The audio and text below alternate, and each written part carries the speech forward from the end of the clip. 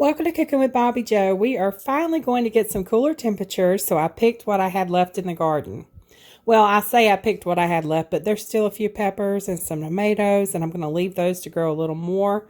But as soon as we get a chance of freezing weather, I'm going to go ahead and pick those as well. So this is what I got, and I'm not planting a fall garden, so I just left my plants to continue producing, and they have given me a lot of produce. But anyway, we've had tons and tons of tomatoes and peppers this year, and I am very thankful for that, and it's been great to be able to share with people. I often hear this when people end up with a bumper crop. They always say, "What am I going to do with all these tomatoes?" Well, I'm going to start off by showing you how to freeze tomatoes because it's easy to freeze tomatoes. You don't have to get out the canner or anything like that.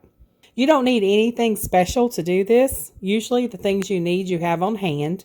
You just need a pot, a knife, Ziploc freezer bags, a baking sheet, a bowl, ice, and room in your freezer. That's about it. You don't even need a huge pot.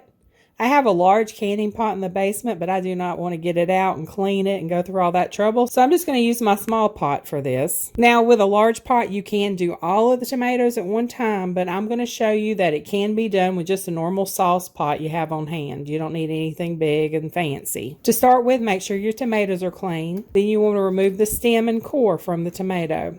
The core doesn't go very deep. If you slice the top off of your tomato all the way down to the core, you're wasting a lot of the tomato. So the best way to do this is with a tomato huller. I think these little gadgets are very handy, and I'm going to put a link in the video description and also on my website. But if you don't have one, you can go around the core of the tomato with the tip of your knife, or you can do a V shape in the top of the tomato. I prefer the tomato huller because it is safer. I about chopped the tip of my finger off a few weeks ago, so I'm not wanting to do that again. Once the core is removed, I'm going to blanch the tomatoes. Blanching tomatoes is basically boiling them briefly, then you're going to put them in some icy water.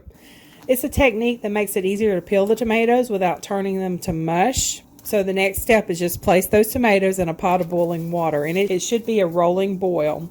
And as you put the tomatoes in, it will cool down and it will take a minute for it to start boiling again.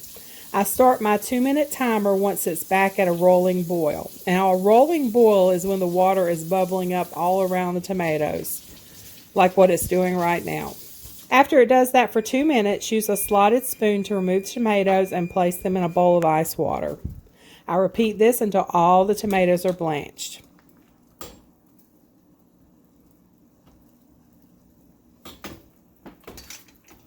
Now see how the skins are wrinkled and some are already falling off? This is a very easy way to peel them.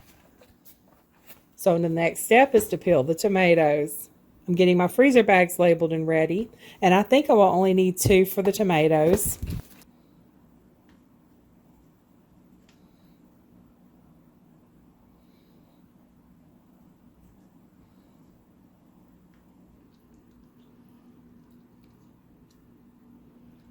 So once you have all your tomatoes in there, make sure you get as much air out as possible and then seal the bag. You're going to place it in the freezer and you can freeze it for up to a year. So this is an easy way to have the garden tomatoes in the winter without having to get out the canner.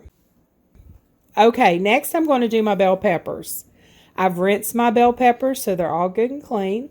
I have a baking sheet lined with parchment paper. I'm going to take the seeds and the inner membrane out of the peppers.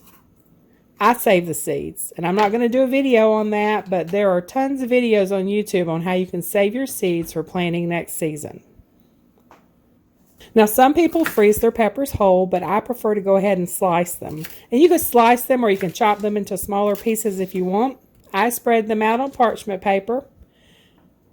You want to dab the cut peppers with a paper towel to remove any extra moisture. Cover it with plastic wrap and place it in the freezer for about 2 hours.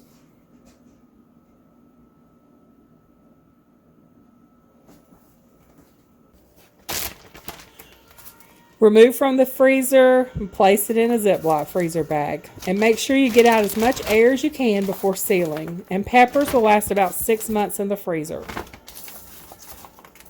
These frozen peppers are great for fajitas and soups. I love it in chili too. Okay, lastly, I have this large onion that I'm going to freeze, and I prefer Vidalia onions, and I have a bunch of those. I'm going to be using those first So I'm going to put this red onion in the freezer because it's been sitting here a while and I don't want it to get too ripe. These onions make me cry when I slice them. My eyes are burning so badly.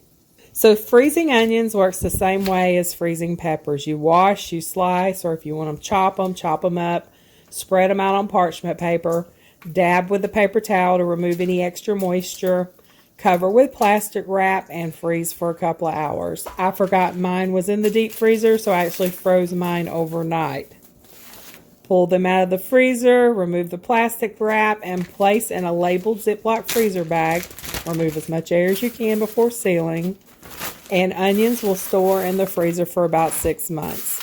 Some people will say a year, which is fine. If they like their onions a year out, that's fine. I say 6 months because just like the peppers, the onions just don't have the right texture after 6 months, to me anyway.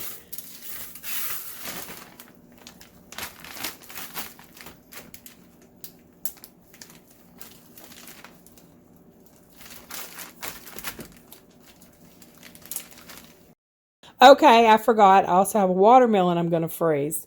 And all I do is slice the watermelon, remove the seeds, place chunks of watermelon in a freezer bag. And if you did not know, frozen watermelon makes the best slushies. In the middle of winter when it's freezing cold outside, I love a watermelon slushie.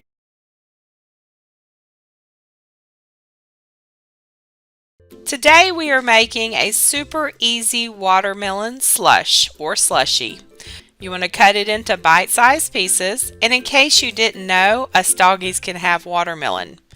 You just have to make sure the seeds are removed. I love frozen watermelon. So does my brother Nolan, but my sisters don't, which means there's more for us. My dad also doesn't like watermelon, but my mom loves it. Once you have the watermelon cut into bite-sized pieces, you want to stick them in a freezer bag and place in the freezer for a few hours until it's frozen. You want to take it out of the freezer and share a few of the pieces with your doggies.